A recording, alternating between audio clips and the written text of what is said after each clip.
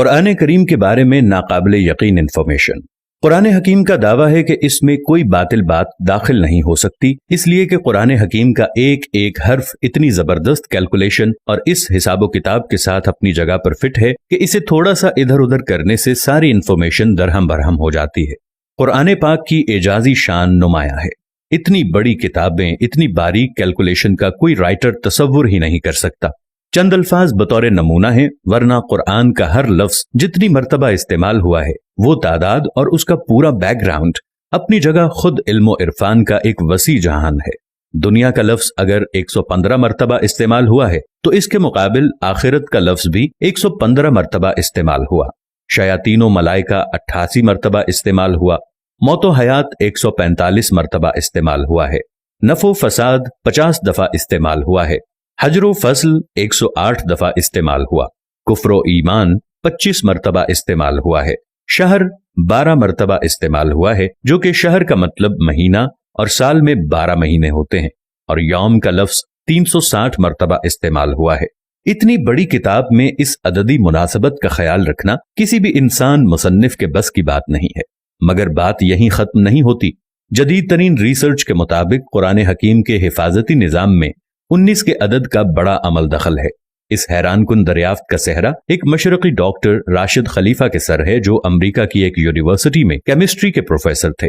1959 में उन्होंने मुकम्मल कुरान पाक कंप्यूटर पर चढ़ाने के बाद कुरान पाक की आयात, उनके अल्फाज और हुरूफ में कोई ताल्लुक तलाश करना शुरू कर दिया।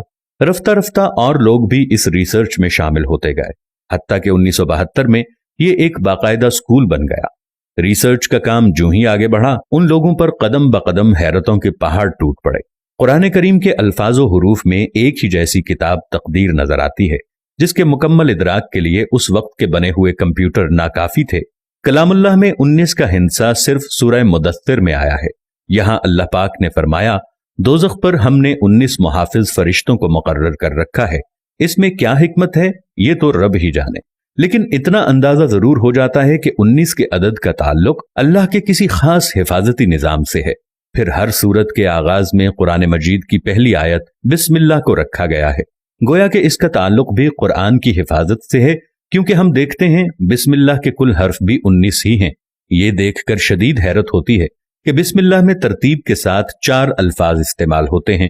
इनके बारे में रिसर्च की तो मालूम हुआ कि ये इस्म पूरे कुरान में 19 मर्तबा इस्तेमाल हुआ है। लफ्ज अर्रहमान 57 मर्तबा इस्तेमाल हुआ है, जो कि 19 ज़रब 3 का हासिल है।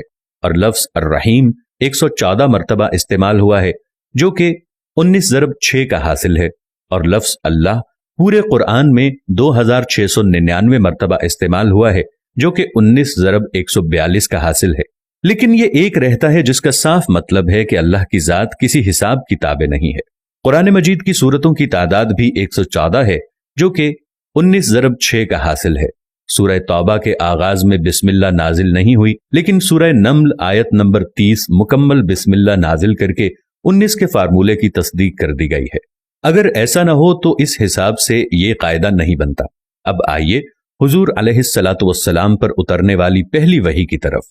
ये सूरह अलक की पहली 5 आयात हैं और यहीं से 19 के हिसाबी फार्मूले का आगाज होता है।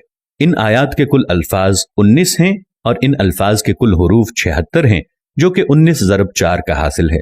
लेकिन बात यहीं खत्म नहीं होती। जब सूरह अलक के कुल हुरूफ की गिनती की गई तो अक्ल वर्ता हैरत में डूब गई कि इसके कुल हुरूफ 304 हैं, जो कि 19 ज़रब 4 का हासिल है। और अक्ल ये देखकर हैरत की अथाह गहराइयों में मजीद जाती है कि कुरान पाक की मौजूदा तरतीब के मुताबिक सूरह अलक कुरान पाक की 96 नंबर सूरत है। अब अगर कुरान की आखिरी सूरत वन्नास की तरफ से गिनती करें तो इस अखीर की तरफ से सूरह अलक का 19वां नंबर बनता है।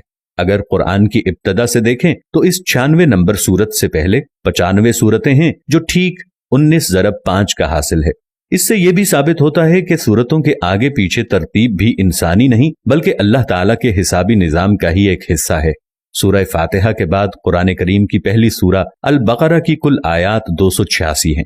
2 हटा दें तो मक्की सूरतों की तादाद सामने आ जाती है, और अगर 6 हटा दें तो मदनी सूरतों की तादाद सामने आ जाती है। 86 को 28 के साथ जमा करें तो कुल सूरतों की तादाद 114 है। आज जबकि अक्ल व खिरत को साइंसी तरक्की पर बड़ा नाज है, یہ قرآن اپنا چیلنج دہراتا ہے۔ حساب دان، سائنسدان، ہر خاص و عام مومن، کافر سب ہی سوچنے پر مجبور ہیں کہ آج بھی کسی کتاب میں ایسا حسابی نظام ڈالنا انسانی بساط سے باہر ہے۔ طاقتور کمپیوٹر کی مدد سے بھی اس جیسے حسابی نظام کے مطابق ہر چیز کی غلطیوں سے پاک کسی کتاب کی تشریح ناممکن ہوگی، لیکن 1400 سال پہلے تو اس کا تصور ہی محال ہے۔ لہٰذا کوئی بھی صحیح العقل آدمی اس بات کا انکار نہیں کر سکتا کہ قرآن کریم کا حسابی نظام اللہ کا ایسا شاہکار معجزہ ہے جس کا جواب قیامت تک کوئی نہیں ہو سکتا۔ دوستو، چلتے چلتے ہمیشہ کی طرح وہی ایک آخری بات عرض کرتا چلوں کہ اگر کبھی کوئی ویڈیو، قول، واقعہ، کہانی یا تحریر وغیرہ اچھی لگے تو مطالعے کے بعد مزید تھوڑی سی زحمت فرما کر یا دیکھنے کے بعد اپنے دوستوں سے بھی شیئر کر لیا کیجئے۔ یقین کیجئے کہ اس میں بمشکل آپ کا ایک لمحہ صرف ہوگا، لیکن ہو سکتا ہے کہ اس ایک لمحے کی اٹھائی ہوئی تکلیف سے آپ کی شیئر کردہ تحریر یا ویڈیو ہزاروں لوگوں کے لیے سبق آموز ثابت ہو۔ پیارا اسلام کی ٹیم کو اجازت دیجئے، پھر کسی نئے موضوع کے ساتھ حاضر ہوں گے۔ تب تک کے لیے السلام علیکم ورحمۃ اللہ وبرکاتہ۔